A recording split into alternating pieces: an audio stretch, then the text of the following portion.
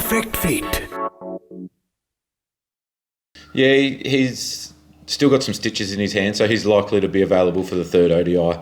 So unfortunately, that hasn't been as quick as what we would have hoped. But yeah, being quite a significant injury to his bowling finger and him not being able to have any tape on that during a game or when he bowls, that's just made it that little bit more difficult. Alex Carey will come back in. Marnus will come back in. I think that's it for outside the T20 squad so far. Yeah.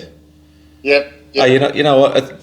It's pretty simple. I'll just name it. I think most guys would know. Myself and Davey at the top. Smudge 3, Marnus 4, Alex Carey 5, Stoinis 6, Maxwell 7, Agar 8, Pat Cummins 9, Jai Richardson 10, Josh Hazlewood 11.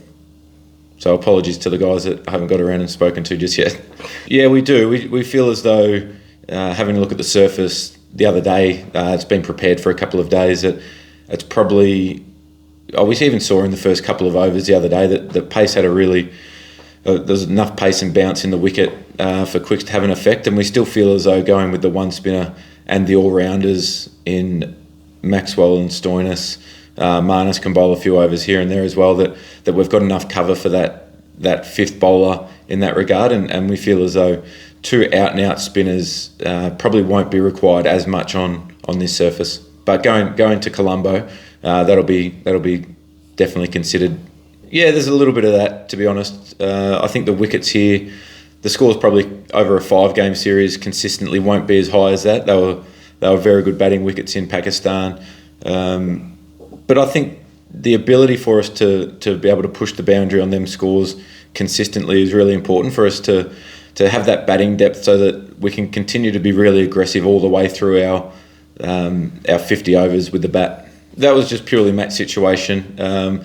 We like to have Steve ready to go at 4, Maxi ready to go at 4. We feel as though if there's spin on at the back end of the power play, that Maxi can come in and have a really big impact on that and be overly aggressive, I think, to a point. With only 2 fielders out, I think he hit his 3rd ball for 6. Really good shot. So we want to be really flexible through that middle part of the innings, and having Maxi ready to go in that power play in T20 cricket is really important for us.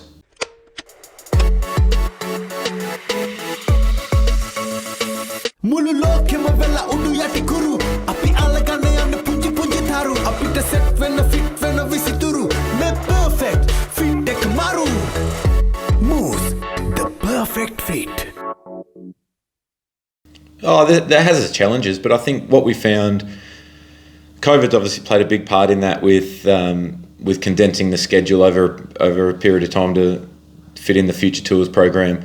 I think also we've seen over the last, particularly the Pakistan tour, that the depth that we've been able to establish in white ball formats is really important for us, because inevitably with this much cricket there will be injuries. That's a part of the game that happens. So to be able to build that next layer of depth for now, as well as a little bit of backup, but also the future in transitioning when guys are moving out of white ball formats or retiring, I think that will help Australian cricket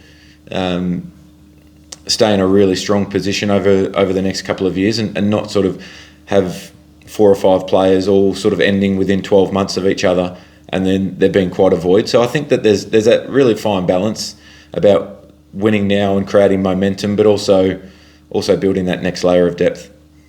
Yeah, he's very keen to go. He's fresh and recharged after getting over that hip injury. I think that had been lingering around for sort of 12 or 14 months. So for him to be able to have a good solid recovery period and then a training block, he's come here, he looks like he's up and running, and I've only faced him once in the nets. He bowled yesterday, which was a day off for the T20 players. So that's a really good sign for us to have Pat back around the group. Not just his bowling skill, but his leadership and his cricket brain, I think, is really important out on the field as well. Yeah, it's just been something that's been ongoing for a little while, and he hasn't it just causes him a lot of discomfort at times, and it's not been one particular instance or anything. It's just been a gradual build up, and he hasn't really had the time to really recharge and recover it. So to have the time off at the back end of the IPL and then these T20s was important, I think, for what is such a huge 18 months of international cricket. That was a really important stage for him. Yeah, it has been really tricky. It hasn't been ideal with Mitch Marsh as an all-rounder going down with a bit of a calf, Kane a significant tendon injury, which I wasn't aware of during the game the other day. So that was pretty big of him to be able to get through a T20 game at that intensity the other day. But yeah, Scotty Boland he's just coming in as cover. We talked about getting Nathan Ellis over from the UK, but he's missed a couple of county games with a groin injury.